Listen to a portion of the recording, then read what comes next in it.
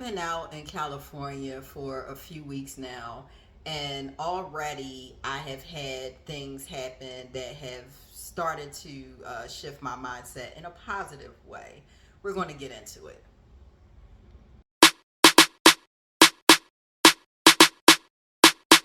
I don't know how this thing works, but screw it, I'ma do it anyway. I don't know how this will turn out, but screw it, I'ma do it anyway. I don't know how this thing works, but screw it, I'ma do it anyway.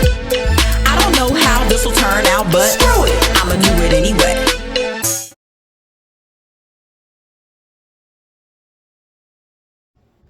What is up, good people? It's your girl, Nikki P. Welcome back to Soul Untamed, where we are talking about creating a life that is designed by you and not for you. By the time this video airs, it will be October, which is crazy to me. Let's pause for a second to even just acknowledge the fact that we're in a new season now. It is the end of, it's the beginning of fall. It's the beginning of fall, and yeah, I'm still kind of tripping about that. But I have been enjoying my time in California, and one of the things that I love about coming out here, and why I always make it a point to come out here at least one time a year, is having the opportunity to completely leave behind like some old things. You know, when you stay somewhere and you get caught in a routine and you're just kind of living life, getting in a new environment brings new perspective. And I think for me, it definitely can keep me from being in a rut. And even though I feel like I'm pretty good at looking at my lifestyle, my habits, energy levels, all that stuff, what's missing, what's going well, what's going bad, all of that. But getting into a new environment really just helps that even more for me, because it's not just moving from like one physical location to another, but it's also getting around different people. And so when I come out to California, I am out here with my aunt, I'm out here with my cousin, and so my routine is completely disrupted because I am on West Coast hours. My clients are on the East Coast, and so I still have to maintain like East Coast kind of mentality, like hours wise, while I'm out here. So I never really get on California time, even though everything around me tells me that it's a certain time. I have to kind of stay on like East Coast time. Um, but yeah, it's my routines just get all kinds of disrupted. It is no longer about me. And I think that one of the mindset shifts that I've had since I've gotten out here is realizing the areas of my life where I do settle, even though it's something small. When I make goals, I tend to look like very high level. I don't get really granular with everything because I'm just a big picture person. So there may be some parts of like in my bigger goal categories, there may be some sections of that where I might, have room for improvement that I might miss. And coming out here and being around, my aunt, who I have a great relationship with. We talk a lot. We have deep conversations. It's the same thing with my cousin. And so they challenge me sometimes on things that, that I'm doing, because they'll ask me why. And when I have to answer the question why and then realize I don't actually have a good response to that question, then it makes me start thinking, well, maybe this is something that I don't need to do. So like, for example, something silly but still to the point. I am big on fitness. You guys have heard me talk about that before. I care very much about my general health, but I care very much about how I eat, what I'm putting into my body. But what I tend to be lax with is preparing food that I actually enjoy, because I tend to be a little bit lazy in the kitchen, and I look at like meal prep and meal planning as just a chore, like a task that I need to just check off the list. And so I'm never really thinking about, trying new things, or, oh, maybe if I add this spice to this, it'll make it taste better and I'll enjoy it better, and thereby therefore my whole experience with eating will be better. But both my aunt and my cousin are both foodies. And so when I came over here with my old habit of how I prepared meals, my aunt was over here giving me like stank face and side eye because I was cooking like the same thing for all the days of the week. And she was like, "You don't even want to do no options?"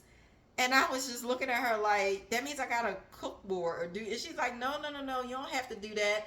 We can do this, we can do that. And so even something as simple as that, my aunt has now given me new perspective on ways to make my food experience more enjoyable. So this is a shift. It sounds silly because I feel like with mindset shifts that it should be something like really big and just oh my god, I used to be this and I had transitioned completely and I'm in this. No, it actually is something just as small as just me enjoying the experience of eating my food.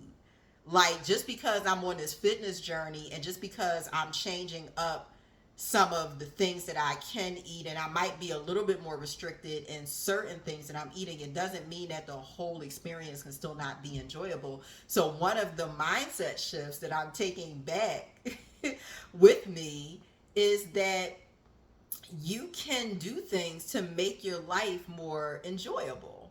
You can do tiny things. I think that as we're going along in this journey of creating a life that we desire, I know how it is for me that sometimes I look at where I am right now and I look at the things that I desire, and the distance between those two realities is so vast that it feels like I have to have this major shift happen or something to jump into this version over here. Whereas there are little things that I can do like right now that just making life more enjoyable. So something even as simple as learning how to prepare food better, experimenting with different sauces, different things. Just because I have this restriction over here doesn't mean that eating in general cannot be enjoyable for me. And that overall adds to creating, getting closer to the version of me that wakes up every day and enjoys her life. It's simple things like that. So I think that's one of the mindset shifts that I've had here. And another thing that is I don't know if it's so much of a shift. I guess it kind of is. One of the things that always helps me, and I think I talked about this a little bit in my last video, is that when I'm staying here, I learn how to live interdependently with someone.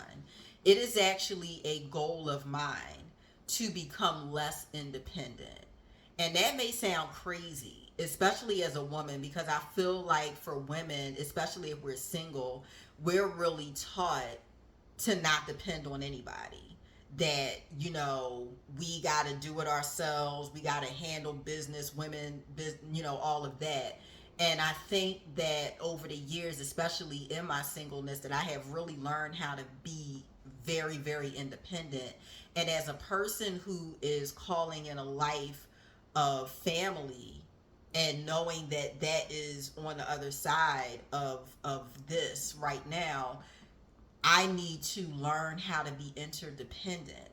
And so while I'm here, it's easier while I'm staying with people, because I have to interact with the different people in my family, and I have to like negotiate even the car, like even little things like you would do, like I guess in a household where if you're not driving two cars, but just even like negotiating time with my aunt, and I'm like, well, what are you doing today? Are you staying home? Are you coming to work with me? Or what time are you going to the gym? What do you have to do today? And like merging our time and like making sure that we're always keeping each other in mind as we make plans. The same thing with my cousin. Well, what are you about to do? Okay, you're going to be gone this time.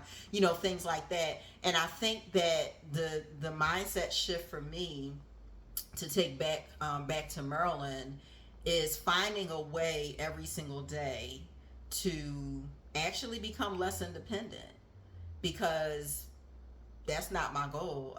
There is no flex for me to say that I did it all alone, you know? And so I definitely, going back home, I'm really going to sit down. I'll do it while I'm here, but definitely implementing it when I go back home, of figuring out how, even as a single woman, how to allow myself to depend on other people. Who are the people in my space that I can trust to just kind of lay some of that burden down, and not even down to making decisions, even silly things like maybe texting a girlfriend like, I'm about to put this outfit on, I'm about to go to this, event or whatever, and I have this, what do you think? It's something even as simple as that, or just sharing what I did, something that I made. Oh, I found this new recipe. Oh, let me text this to my sister. Let me share. Really learning how to do that more, so that I am becoming more and more the version of myself that is married, that has the children, and this is the reality of our lives every single day. So yeah, being more flexible. I don't feel like I'm a person who is not flexible. I can pivot pretty well. I think the only time that I really don't pivot well, if there's something that I really, really, really, really, really, really want to do, and somebody like comes in and completely derails me, and I can't do the thing that I want to do. But I think there's always more room for flexibility. So I think that that's another kind of mindset shift. Um, in going back home is being more flexible. Me being more flexible in my thinking, being more open to opportunities that are always around me, and letting go of the mindset that something has to look a certain way, that things can just show up and it may not be in exactly the shape or form that you thought it was going to be in, but it can still be the thing that you need. So yeah. Oh, another mindset shift that I actually had. This is not new. This is not new, but I feel like I just have these moments of epiphanies, and just like realizing something, even if I've heard it, before. I just have this like eureka moment, and then I'm like, oh right, well that's what that means. Letting go of old things, like walking away from something that is no longer meant for you. And this could be anything. A lot of times I think that people think about this in regards to a relationship, and it could be that, but I mean, even like holding on to old jobs, old habits. I think sometimes we get very comfortable in what we know, even if what we know is not what we actually want and is actually causing us damage. We still hold on to what we know, and the idea of letting go of something that we know for some unknown reality is very scary to us. But you can't hold on to the past and welcome in the future at the same time. You have to let go of one thing to make room and make space for the next thing. And that was something that kind of came to me today, because there's an opportunity, there's something in my life that is coming to an end. And one of the people that I'm working with is, she was looking for ways to like keep extending this opportunity and extending this opportunity. And for a second, I was kind of with her like, oh, I hope that this opportunity gets extended, because if it doesn't, I don't really know what's next. And then I really just thought about it today, and I said, you know what? I am okay with saying goodbye. I am okay with saying goodbye, because I believe that what is next, what is coming, is greater. and it is necessary for me, and it is pointing me more towards where I need to be. And so I'm okay with saying goodbye to that opportunity. It did what it needed to do, and I'm grateful for the time, but I am okay with saying goodbye to that opportunity. So I think that's another mindset shift that I will take back with me, is to really make sure that I am not holding on to things that need to be let go of. I'm not holding on to relationships that are not serving me in this season. I'm not holding on to habits. It's a lot of trends, and I'm not necessarily a trend follower per se. I'm not a person who always wants to go with the path that's kind of against my rebel nature. But I do have shiny object syndrome, and when something just looks like it's exciting, sometimes I want to jump in and just, oh, let me do that, and then I'll just start doing stuff, and then it's not really actually making a difference in my life, but I'll do it because it looked like it was something that I needed to do. And so I definitely want to leave any habit behind that is not serving me in this season and in the next season. So I think that's basically it. I still have a little bit more time here before I head back east, and but I feel like already that I've learned learned some things, and tried a couple of things, and we'll try some more things before I leave and go back home.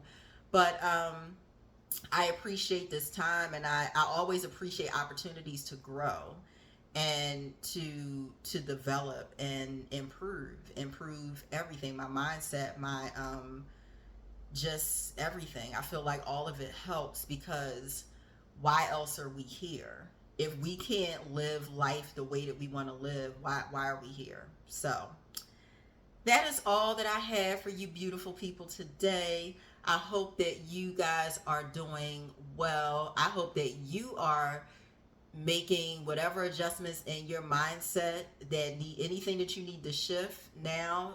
We are about to we're in October. At the time of this video, we'll be in October. You got 3 more months in this year. How are you trying to end the year? What is the version of you that you want to end this year as? And what is the mindset shift that you need to leave behind right now, so that you can meet that version of you, that you're ready for that version of you that is at the end of this year, and not just at the end of this year, but as we keep going, as we keep getting closer to your ultimate, like the highest version of who you are. What do you need to leave behind to start to open space for that person? So that's it. I'm off my soapbox. I'm done. Great talking to you all. If you are still here, thank you. I will see you on the next one. What's up, good people? Thanks for watching this video. If something resonated with you, please give it a like, share with a friend. Also leave me comments just to say hi. Tell me how you're feeling, and if there are any other topics that you want me to cover, please feel free to let me know.